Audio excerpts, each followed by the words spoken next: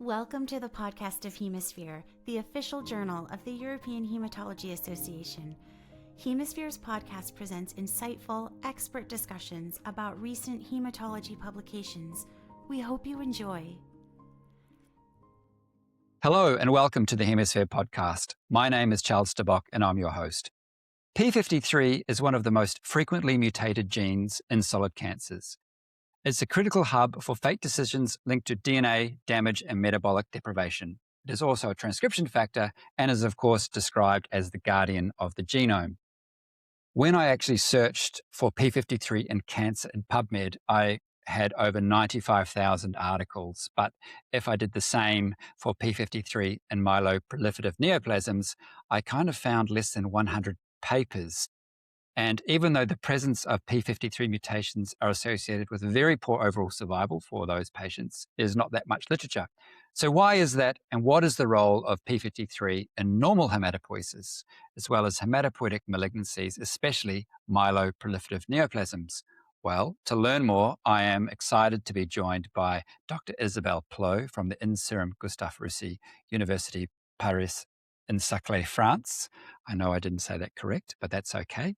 And then Dr. Barbara Monte-Mór from the Instituto Nacional de Câncer in Rio de Janeiro in Brazil. So we have someone in Europe, someone in Brazil, and then myself in Sydney. So we've almost got all the corners of the globe. And they are the co-authors of a very new and timely review, now published in Hemisphere, called Unraveling the Role of TP53 Mutations in Myeloproliferative Neoplasms, Molecular Mechanisms of Leukemic Transformation. Welcome to you both. Thank you very I'm much. going to start off with, Thank it's great that you're both here and the time zones, we've worked out the time zones, which is super exciting. Okay, so question one, I'm going to launch in it. We should really start with the role of p53 in normal hematopoiesis.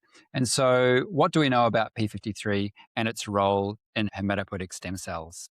So maybe I can start to try to answer this question. When we think about TP53, we think about it as a tumor suppressor. But really in hematopoiesis, it has a more broader roles, particularly in controlling the hematopoietic stem cell biology and also the lineage differentiation. And most of what we know about the TP53 role in hematopoiesis comes from the TP53 knockout models. These mice are viables, but their hematopoiesis are profoundly modified. So if we start with hematopoietic stem cells or HSCs, in these TP53 knockout models, generally HSC are increased in numbers. And this is because p53 enforced the quiescence and let the cells in resting state through activation of GFI1 and Nectin. So in the p53 knockout model, generally the HSC cycle and expand, and generally also transplantation assay using the TP53 knockout bone marrow cells outcompete with the normal cells in the short term, but they are impaired because in the long term they fail to reconstitute the normal hematopoiesis. So it means that p53 has also a role in maintaining the quiescence and the long-term activity of p53. It's not just controlling the proliferation.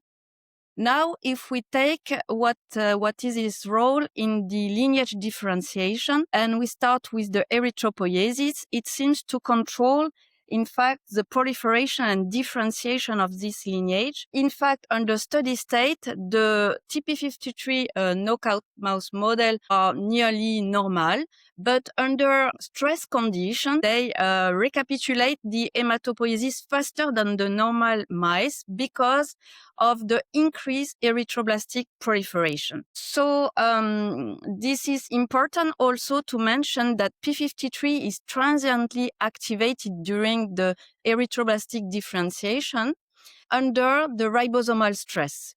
In fact, in this case, it controls the proper differentiation of the red cells, and also it it eliminates the abnormal erythroblastic that are not good for the proper differentiation. Now, in the megakaryopoiesis, again, p53 is a brake, and its loss in p53 knockout mice increased the megakaryopoiesis, also increased the hyperploid megakaryocyte.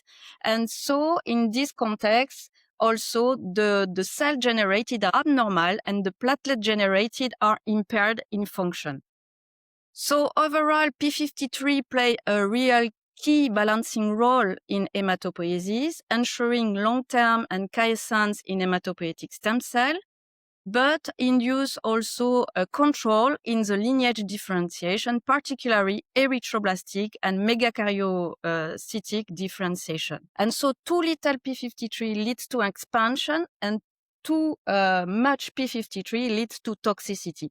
And this balance is exactly why disruption of the TP53 pathway is very important in hematopoiesis and is important for the development of hematological malignancies. It's super interesting. So you really need this like Goldilocks level of p53 expression. Not too much, but not enough. And it's very highly regulated.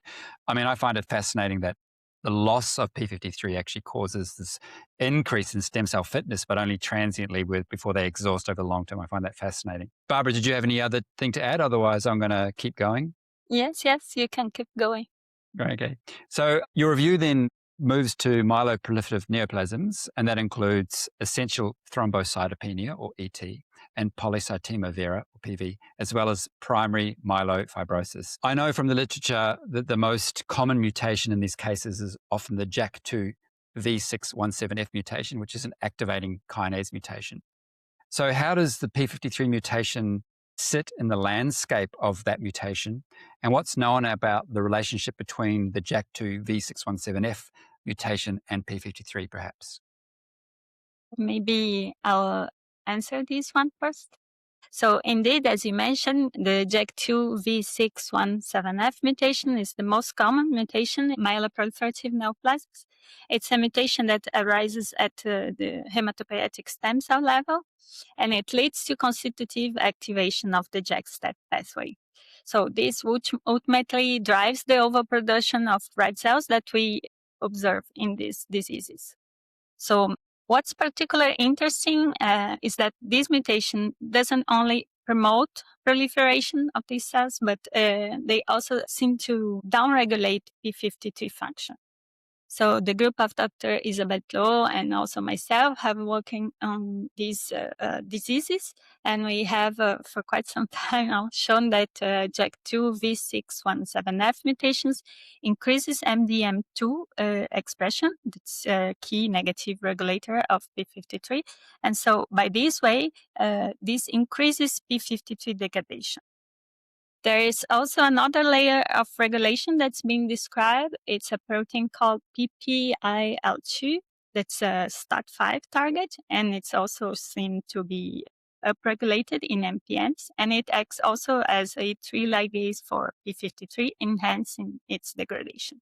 So overall, in chronic phase MPN, what we have is this kind of environment while p53 activity is being downregulated at multiple levels by the signaling itself. In terms of mutation, TP53 mutations are quite uncommon in the chronic phase. What we saw in the literature was about 7% of MPN patients mutated in chronic phase. However, this frequency of mutations increased significantly during leukemic transformation. In secondary acute leukemia, we can see roughly 1/3 of patients carrying one or more TP53 alterations. And it's important maybe to mention that these alterations include not only point mutations, but also other kind of chromosomal alterations involving, for example, chromosome 17p, where the p53 locus is located, and as well as other genetic alterations that alter key negative regulators of p53, such as MDM4 or PPM1D. So altogether, this means that the genetic disruption of p53 pathway in multiple genetic events is a relevant mechanism for the leukemic transformation in these diseases. And maybe we can also add that in secondary acute leukemia, we not only see that these mutations are more frequent, but we also see that the clonal burden increases. So the variant allelic frequency is very high at the leukemic phase, and it often exceeds the 50% threshold, which maybe is consistent with the loss of the Y-type allele, and that is a very important event. In fact, in acute myeloid leukemia secondary to MPN, we see that very frequently the patients have more than one alteration in both TP53 alleles, which we call multi-hit status. What we can summarize is that in chronic phase, these mutations are uncommon, not very frequent, but present at a low variant allelic frequency, and they can remain like this for years. But once we have the two event hit and loss of the Y-type allele, so this B allelic inactivation, and this become a key trigger to leukemic transformation to progress into acute leukemia. That's the ultimate question, I think, as well, in terms of, how does that change from what is that trigger and how come you get this chronic phase and then the ultimate acute frank leukemia, which generates. But if I can take you back to the types of mutations in p53, because from reading your review, not all of them are the same. And I always think, mutation means inactivation, but actually that's not the case. And, you can get deletion of p53, which means complete loss of function.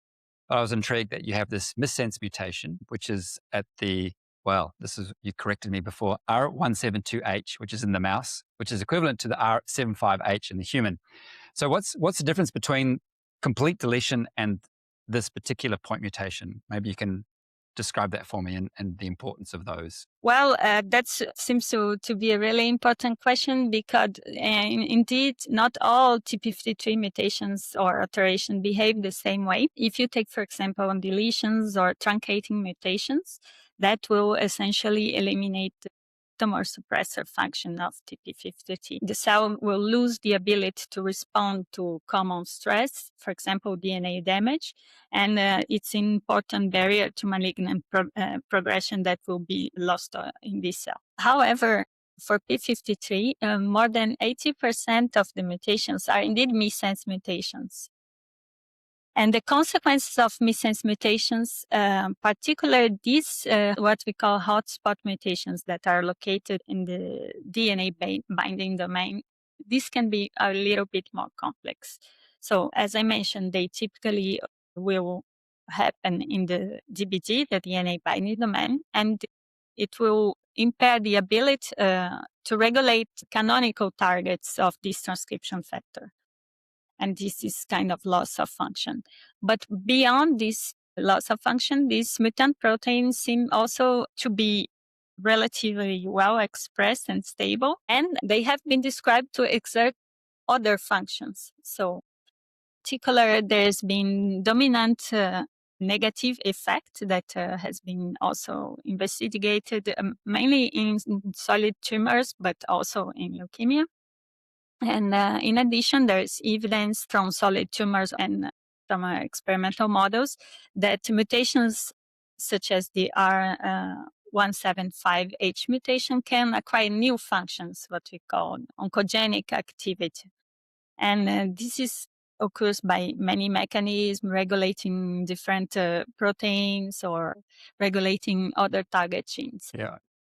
In AML, it's more or less controversial because there has been evidence in, for example, cell lines carrying these mutations that show more of a dominant negative effect. And on the other side, there are evidence from murine models. Maybe, I don't know, we'll go through murine models later that support more an oncogenic gain of function, particular induction of certain mediators that can activate new pathways in these cells, and this will lead to new oncogenic functions in the cell. Yep.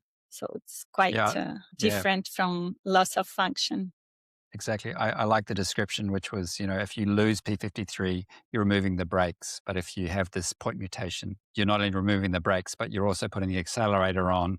And so that's sometimes where this dominant negative effect is from the stability of the protein, which is super exciting. You mentioned the mouse models before in terms of our understanding of normal hematopoiesis. And your review does a really nice job of describing some of the different mouse models that have been looked at in terms of understanding the relationship between JAK2 mutations and p53, in particular, really understanding, the cell of origin and how they transform cells into acute leukemia. Can you give us a brief description on some of the models which have been really useful and how they've helped us understand myeloproliferative neoplasms with respect to p53 mutations? So maybe I can try to answer this question. Mouse models have been very important, in fact, to understand the cooperation between JAK2 V617F and TP53 loss.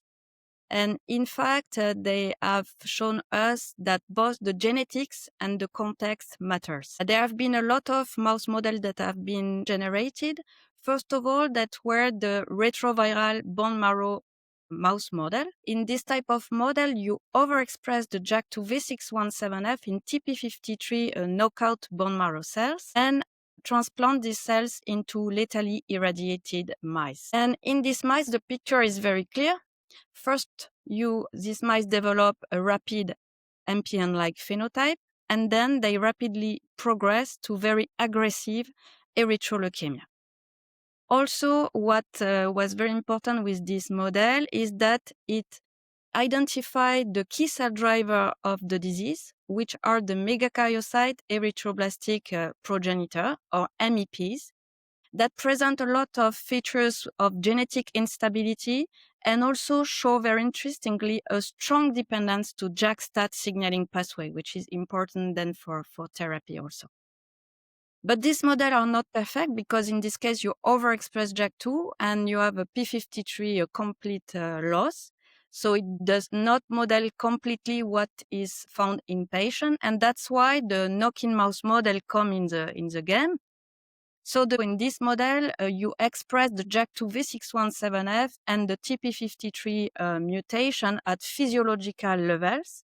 And again, in this model, the picture is very clear. Monoallelic mutation of TP53 is not sufficient to induce the leukemia. You need the biallelic alteration of the TP53 to trigger the leukemia. So this model closely matches what is seen in patients because in patients that develop leukemia, they all present multi-hit TP53 cells. So indicating that really TP53 complete loss is a crucial turning point to trigger the disease. Also, what was very important with this model is that we observed that most of the transplantation were more rapid in a transplantation experiment in which you have a huge inflammatory and DNA damaging context. So this could suggest that stress is very important also to enhance the leukemia. And supporting this, there have been some experiments recently described in the paper in Nature Genetics from our group and the group of Adam Mead, showing that interferon is able to induce in TP53 heterozygous cells karyotypic abnormalities that is associated with genetic instability and linking that with inflammation and the development of leukemia. So altogether, we can say that JAK2 V617F drives the proliferation, TP53 loss removes the control, and stress and inflammation push the system over the edge to trigger the leukemia. So what remains unclear now is how the mutation act. Are they only loss of function or really gain of function, as said Barbara? It's very important to understand all this function of this missense TP53 mutation. And also maybe what is important now is to understand the different steps of the disease and particularly how the biallelic mutation of TP53 occur. This is very important. And potentially in this role, study the role of maybe therapies that were given previously in chronic phase of MPN. Because it's known that TP53 cancer most of the times linked to therapy. So it's very important to try to investigate the effect of this therapy. But all these models have been very essential, not only for understanding the disease pathology, but also start to be used as a platform also to test new therapeutic strategy. Which I think we're going to touch on right now, because I think the mouse models are amazing. There are lots of them, and I think that they still have a critical role. As you discuss, I'm really intrigued by the inflammation and how that relates to the human position and whether we know much about that. But before I go into that, you hinted on the whole therapy part of it, and you discuss some of that in terms of some exciting developments. In particular, you discuss the role of allogeneic stem cell transplantation, but also how to reactivate p53, but especially in those with non-mutated p53 MPNs. But first of all, maybe we can touch on stem cell transplantation and what are the challenges for those with p53 mutations and MPNs? Like, how effective is stem cell transplantation? So maybe I can try to discuss this a little bit. So although this allogenic transplantation is potentially curative for these patients, the role of this therapy in TP53 mutated patients, in MPN patients, is quite limited. So part of the difficulties are related to patient itself. So they often present advanced age and comorbidities that can restrict the application of allogenic transplantation. But there is also a major issue that is underlying the disease biology, as we have been talking about. The fact that the cells are TP53 mutated and often are also B-allelic mutated really changes the biology of this disease. So there are not so many studies on allotransplantation in this population, but recent studies show that the outcome of these patients are significant worse in the mutated context for myelofibrosis especially, and also especially for patients with this multi-hit status. So there is a very high rate of post-transplant relapse in this patient, which often exceeds 50% in the subgroup of multi-hit mutated patients. And there's also recent evidence suggesting that maybe these patients could benefit from earlier transplantation.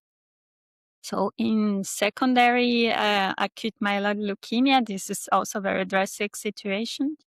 And it's maybe even more challenging. There's very low survival rates for these patients reported with TP53 mutated patients.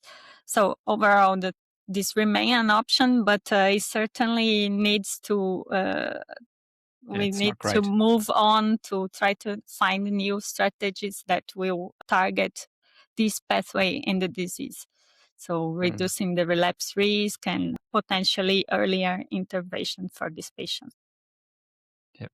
I mean, you do discuss that as well in terms of perhaps restoring p53 function using MDM2 inhibitors, at least in non-mutated p53 cases, is one potential strategy. However, I did note that you showed that clinical trials show that when you do this, you can inadvertently cause the expansion of pre-existing minor clones which have the p53 mutation. So, that's obviously concerning given the fact that it's so dire and then you have limited options. What are some of the exciting developments that you see coming through the pipeline, at least to try and combat this and treatment of maybe the more, as you said, acute cases of mutant p53 MPNs? There is a lot of new therapeutic strategy in this field. It's moving very fast.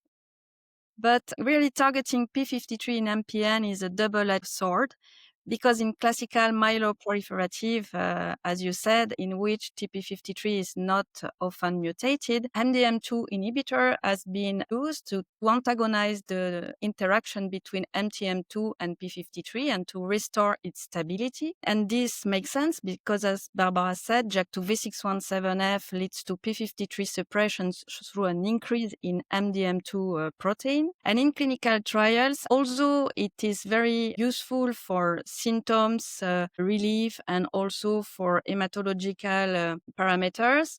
Also, it decreased the variant allele frequency. That is very important because it can show that it can long-term modify the disease, the history of the disease.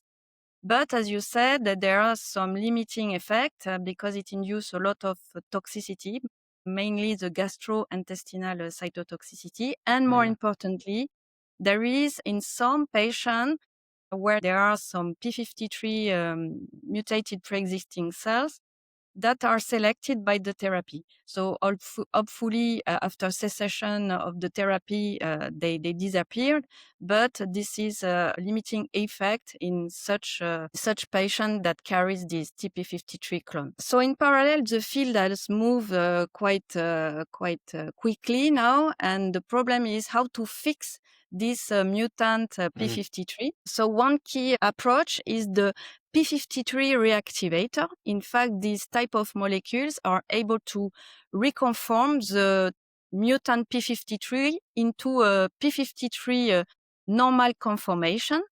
So it's fantastic. And the most advanced compound is the APR246 or eprenatopop. I don't know if I pronounce well. But this is one of the most advanced that have been used not in myeloproliferative neoplasm, but in acute myeloid leukemia and myelodysplasia with very encouraging results in phase 1 clinical trial. But it seems that in phase 3, it was a little bit disappointing. And so this drug now is combined with other inhibitors, such as the venetoclax, that is a BCL2 inhibitor. Another compound reactivator molecule is the resatapop. This one is more specific to the Y220C mutation of TP53. And so it restores the proper protein folding. And this is clearly a more specific drug, but it has also started some clinical trial with this compound in myelodysplasia and acute myeloid leukemia. So beyond this reactivation of p53 in mutant case, there are another strategy that are more based on trying to use the vulnerabilities induced by TP53 mutation because it induces DNA damaging context. So these cells are very sensitive to inhibitors such as PARP or WEE inhibitor that plays a role in DNA damage response. You can try to use the vulnerability in the metabolism also and try to inhibit some anti-apoptotic molecules such as BCL-XL. There are also more specific approaches, for instance, targeting the mutant CALR cells.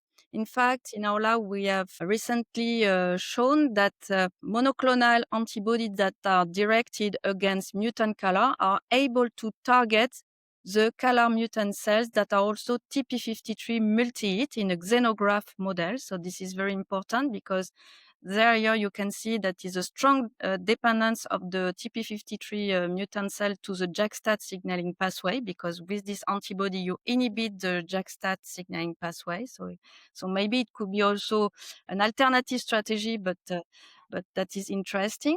And finally, there are some really emerging strategy and novel strategy that are based on gene editing, oncolytic viruses, and also exploiting some neoantigens that are specifically expressed in TP53 mutant cells, and so generating immunotherapies in such case.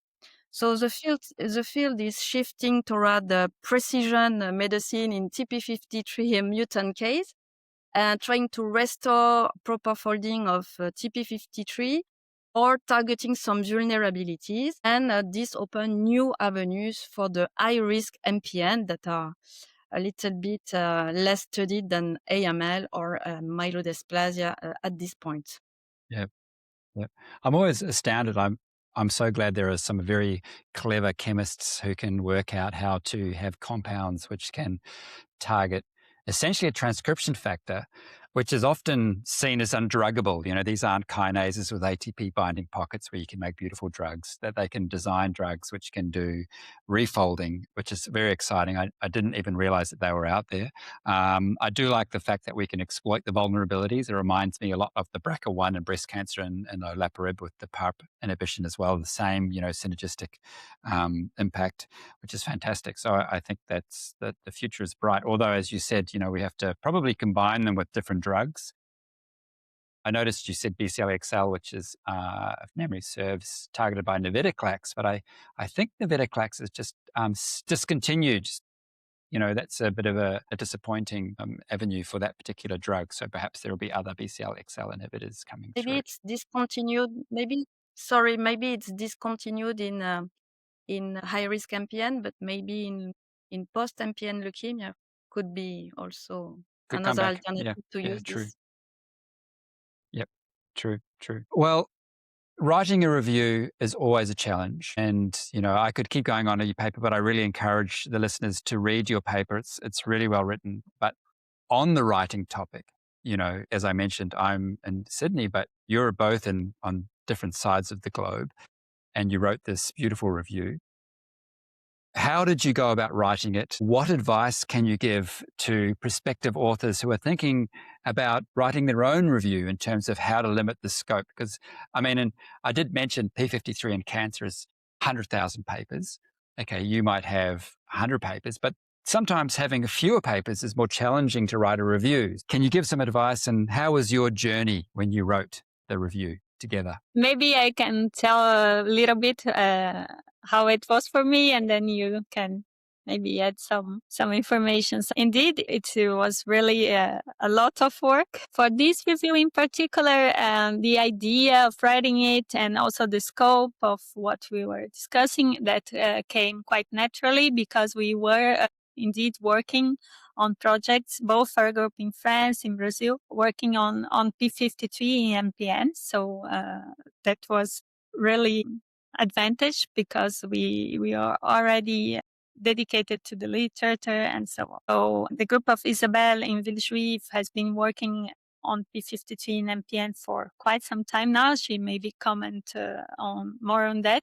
The scope of the review really came from the expertise in the group, among our co-authors, and also common interest in the field. That part was okay. But then come the fact that, as we mentioned through our discussion here, the field is moving quite quickly. So there are a lot of new studies on multi-hit status, a lot of new studies on new drugs. So actually, while we were writing, there are always new literature coming. True. So we are always trying to fit some new articles that just came. This actually made a lot of back and forth between France and Brazil. So we have to Zoom meetings sometimes to discuss new papers. It was quite an adventure, but it was very interesting indeed. Excellent. Isabelle, your take on writing a review? Yes, so from a personal point of view, we started to work on p53 20 years ago, and to try to understand its role in hematopoiesis and particularly in myeloproliferative neoplasm. And at this time, the field was not so convinced on p53. They thought it was no role, it was only for solid cancer. And because very few people were mutated on TP53 at that time.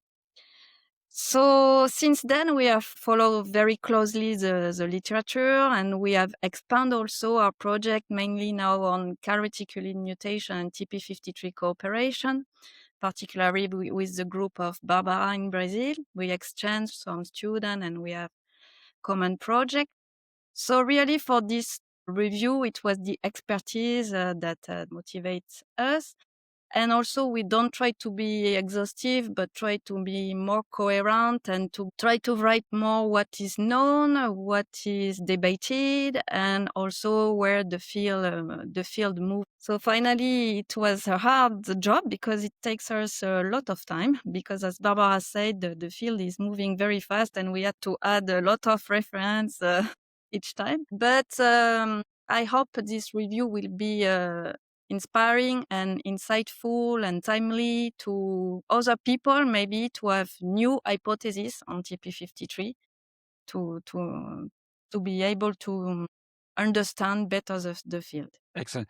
I think, what makes it really nice is that the review is more than a collection of facts and papers, because I could find those papers, but you've distilled it in a nice narrative. You've made it understandable.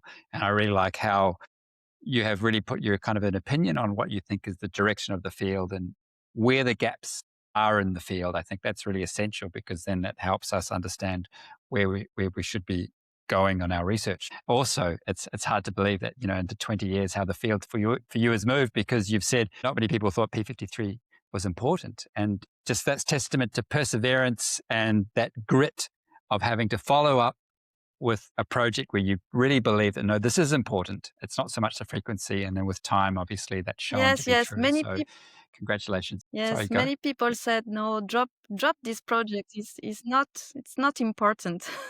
So I said, no, I want to continue. I thought it has a major role in myeloproliferative neoplasm. I think that This is speaks volumes. That speaks volumes. I think that's such an important lesson as well, that sometimes don't always listen to others who think what something's important.